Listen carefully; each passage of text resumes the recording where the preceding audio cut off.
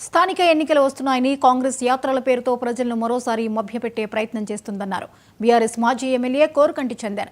హామీలను నెరవేర్చిన తరువాతనే ప్రజలను ఓటడగాలని డిమాండ్ చేశారు.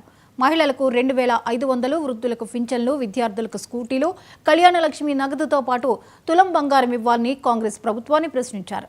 ఆంధ్రాలో చంద్రబాబు నాయుడు పెండింగ్లో ఉన్న సమస్యలను పరిష్కరిస్తుంటే ఇక్కడ 16 నెలల నుంచి కాంగ్రెస్ ప్రభుత్వంలో ఎలాంటి ఉలుకు పలుకు లేదని ప్రశ్నించారు.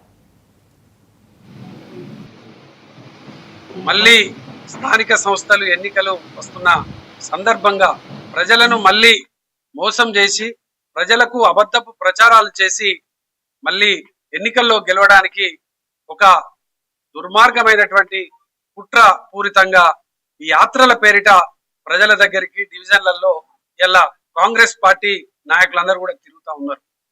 మేము ఇలా ప్రజల పక్షాన కాంగ్రెస్ పార్టీని మేము డిమాండ్ చేస్తా ఉన్నాం. మీరు అసెంబ్లీ ఎన్నికలలో ఇచ్చినటువంటి హామీలను నెరవేర్చిన తర్వాతనే మీరు ప్రజలలోకి రావాలి. 2,500 రూపాయల మహిళా సోదరుమణులకు ఇచ్చిన తర్వాతనే మీరు ప్రజలలోకి రావాలి. 4,000 రూపాయలు వృద్ధులకు పెన్షన్లు పెంచిన తర్వాతనే వీళ్ళు మళ్ళీ ప్రజలలోకి రావాలి. 6,000 రూపాయలు వికలాంగులకు ఇచ్చిన తర్వాతనే ప్రజలలోకి రావాలి. అదేవిధంగా కళ్యాణ లక్ష్మి 1,116తో తులం బంగారం ఇచ్చిన తర్వాతనే మీరు రావాలి. అదేవిధంగా విద్యార్థినులకు స్కూటీలు ఇచ్చిన తర్వాతనే మీరు ప్రజల్లోకి రావాలి.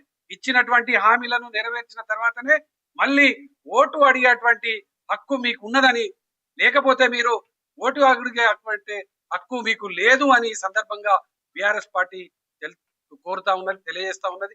అదేవిధంగా మీ యొక్క గురువు అయినటువంటి చంద్రబాబు నాయుడు ఆంధ్రలో ముఖ్యమంత్రి అయిన తర్వాత 4,000 రూపాయలు పెన్షన్ ఇచ్చిన సందర్భంలోకి అధికారంలోకి వచ్చిన నాటి నుండి 3 నెలల పెండింగ్స్ కూడా ఇవ్వడం జరిగింది.